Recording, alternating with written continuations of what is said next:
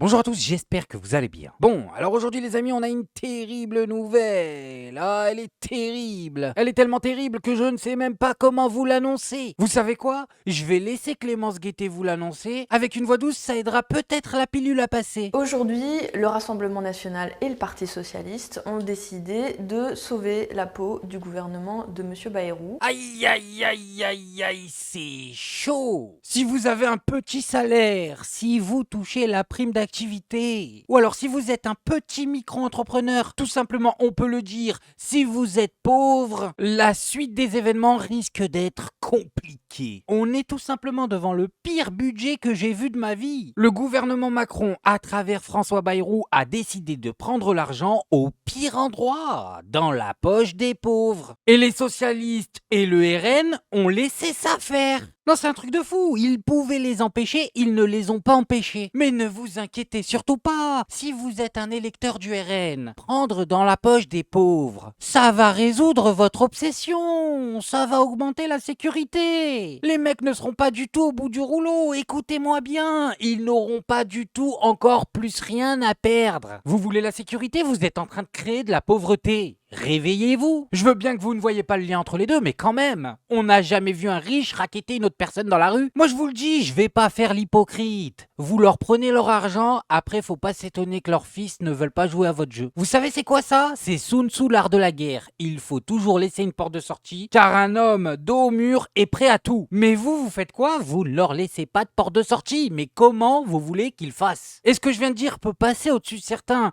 mais je peux vous assurer que des politiques nourris depuis leur enfance à la littérature sont parfaitement au courant du principe que je viens d'énoncer. Donc ils savent très bien ce qu'ils sont en train de faire. Quant aux RN et aux socialistes, j'espère bien que leurs électeurs s'en souviendront. Parce qu'aujourd'hui, messieurs, dames, il n'y avait que le NFP pour défendre le peuple. Aujourd'hui est un jour très important parce que est en train d'être fait la démonstration devant tout le pays que le Rassemblement national et le Parti socialiste, effectivement, crachent au visage de leurs électeurs, réalisent une véritable capitulation sans condition devant les macronistes et rejoignent la coalition gouvernementale. C'est cela la réalité. Parce qu'aujourd'hui, on était sur le vote du budget. C'est le pire budget depuis 25 ans. Le budget le plus violent socialement depuis 25 ans. Au moment du budget, on tranche entre qui est dans la majorité et qui est dans l'opposition. La seule manière pour empêcher ce budget ultra-austéritaire qui, je le rappelle, diminue par exemple de 300 millions les APL, va prendre aux micro-entrepreneurs, 200 000 micro-entrepreneurs qui vont devoir payer 2 000 euros de plus de TVA,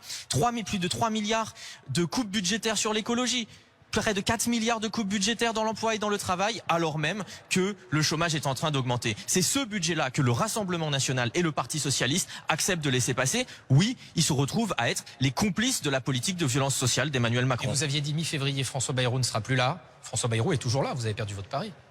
François Bayrou, ce soir, risque d'être toujours là grâce aux socialistes et au Rassemblement national. Oui, François Hollande et Marine Le Pen ont ensemble sauvé François Bayrou, c'est ce qu'ils sont en train de faire. Et il faut que les Françaises et les Français le sachent de manière très claire. Dans ce pays, il y a celles et ceux qui se tiennent droit face aux macronistes pour les combattre, qui sont fidèles aux engagements qu'ils ont pris devant les électeurs. C'est le cas de la France insoumise, des écologistes et des communistes. Et il y a toutes celles et ceux qui ont décidé de s'aplatir, de se transformer en paillassons de la Macronie et de les maintenir au gouvernement. C'est le cas du Rassemblement national et c'est le cas des socialistes. Et pour ce qui est des socialistes, je dois le dire, il y a non seulement le fait qu'ils acceptent ce budget d'une violence inouïe, mais il y a aussi le fait qu'ils acceptent de permettre à M. Retailleau, à M. Darmanin, à M. Valls, à Mme Borne de se maintenir au gouvernement, alors même qu'ils avaient annoncé eux-mêmes que si Retailleau était nommé ministre, c'était une excuse suffisante pour pouvoir voter cette motion de censure. Ah mais ils n'ont plus aucune crédibilité les socialistes. Déjà qu'ils n'en avaient plus beaucoup avec Hollande, mais alors là, ils sont dans le négatif. C'est de l'anti-crédibilité qu'ils ont. Regardez-moi ce magnifique lapsus d'Olivier Faure, premier secrétaire du Parti socialiste. Tu comprends ça? T'as tout compris?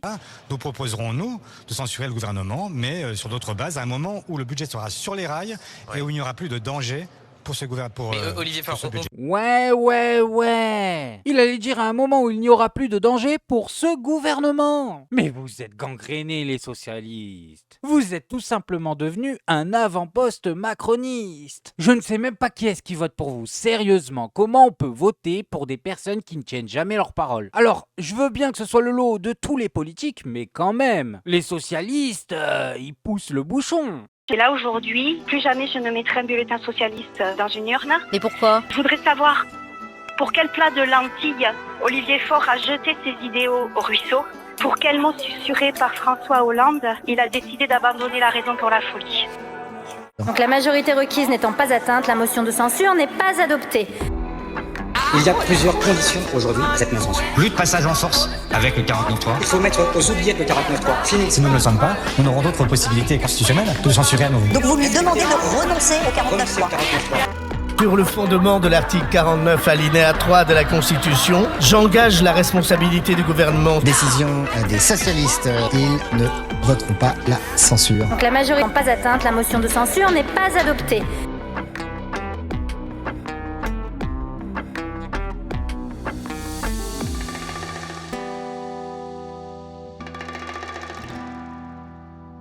Non mais ça y est, j'ai compris. Ma théorie, c'est qu'Olivier Faure est un vampire. Cette personne n'a pas de reflet dans la glace, ce n'est pas possible. Les gars s'appellent les socialistes, ils ont laissé passer un budget pareil. Il y a un problème. Et le pire, les amis, le plus terrible dans cette histoire, c'est qu'ils viennent nous prendre de l'argent, à nous les pauvres. Alors que de l'argent, l'État en a plein. Il en a à ne plus savoir quoi en faire. Et comme d'habitude, c'est toujours les mêmes qui nous informent de cette situation. Je vous le donne en mille, les amis. LFI, ici, Adrien Clouet. Pourquoi allez-vous de plateau en plateau annoncer qu'il faut faire des économies ?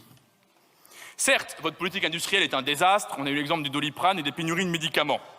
Mais enfin, le pays n'a jamais été aussi riche. Attends, juste Adrien, je t'arrête une seconde. T'as mis la veste à Néo. Là, t'es venu pour régler des comptes. T'as mis la veste à Néo. Ok, vous avez du talent. Non mais vas-y, continue. Bien la veste à Néo. Mais enfin, le pays n'a jamais été aussi riche de son histoire. Et l'oligarchie ne s'est jamais autant gavée du même mouvement. À votre arrivée au pouvoir, le PIB par habitant s'élevait à 35 000 €. Aujourd'hui, c'est 40 000. Ça veut dire que les richesses produites par personne dans ce pays ont augmenté de 14% en 7 ans. Je vous demande où est passé l'argent ? Où est passé cet argent ? Peut-être dans le compte bancaire, enfin, les comptes bancaires de Bernard Arnault et consorts qui viennent pleurnicher à longueur de journée à l'idée de contribuer autant que les classes moyennes, alors qu'ils se gobergent depuis des années à cause de vos décisions.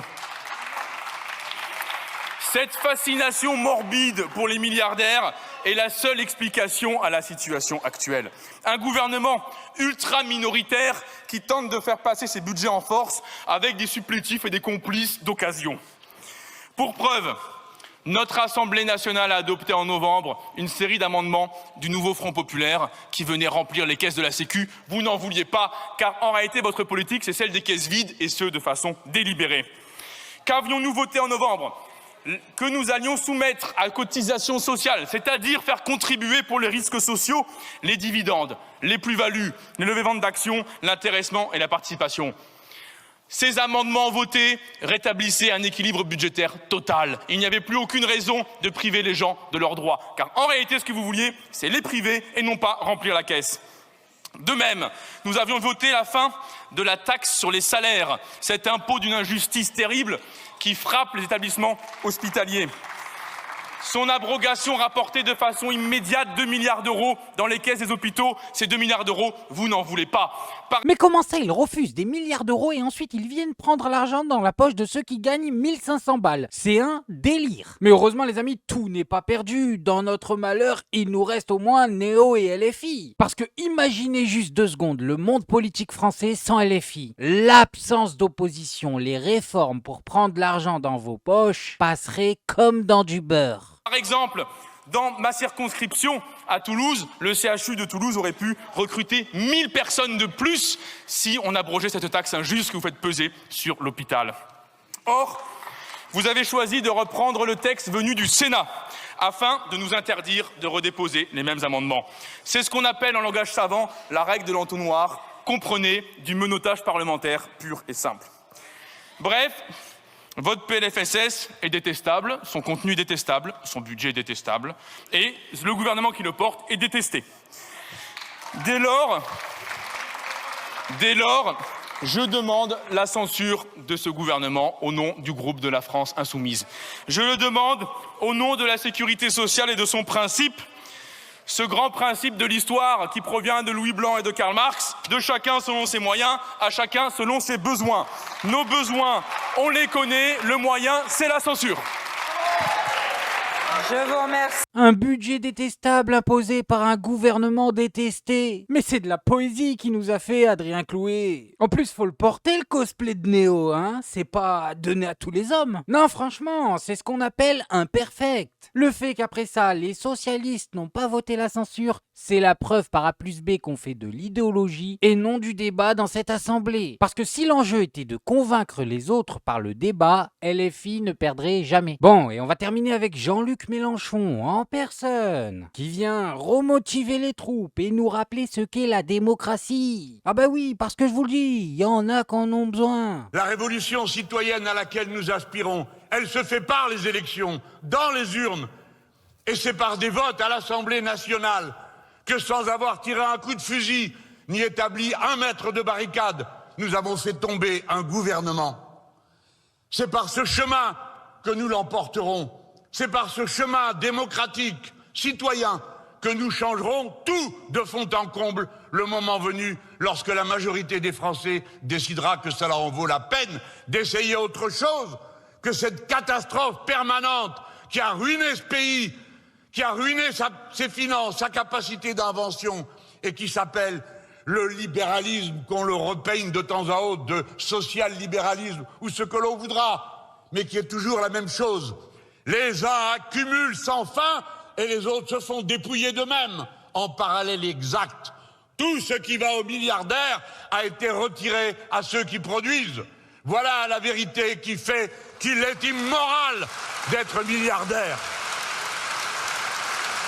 Il est immoral d'être milliardaire. Oh là là là là, surpuissante la phrase. Mais il a raison, hein, il a raison. Le monde capitaliste, c'est une partie de poker géante. Il n'y a pas un joueur autour de la table qui peut prendre un jeton sans qu'un autre joueur perde un jeton. Ça veut dire que pour qu'un joueur devienne milliardaire, combien faut-il de joueurs qui perdent leur jeton? C'est pour ça, faut pas se dire qu'être milliardaire, c'est normal. Il a fait son argent tout seul, on n'a rien à dire. Non, c'est problématique. Ces milliards ont été faits sur le dos de qui? Regardez, il y a une semaine, tout le monde pleurait parce qu'on voulait taxer quelque chose à Bernard Arnault qu'il n'aurait pas senti. Et aujourd'hui, une semaine après, on taxe à qui finalement? Aux pauvres. Et on leur prend quoi? Au moins 10% de leur pouvoir d'achat. Non, c'est fou. Ils vont nous laisser en slip. Oh, laissez-nous tranquilles un peu. Bon, bref, moi je voulais juste vous montrer ça. Maintenant, faites-vous votre avis tout seul. Faites attention à vous, faites attention à ce que vous regardez. Likez, abonnez-vous et oubliez pas, le petit com qui fait plaisir. Et on n'oublie pas le petit com qui fait plaisir. Non, le petit com qui fait plaisir. On n'oublie pas le petit com qui fait plaisir. Non, non, celui-là on l'oublie pas.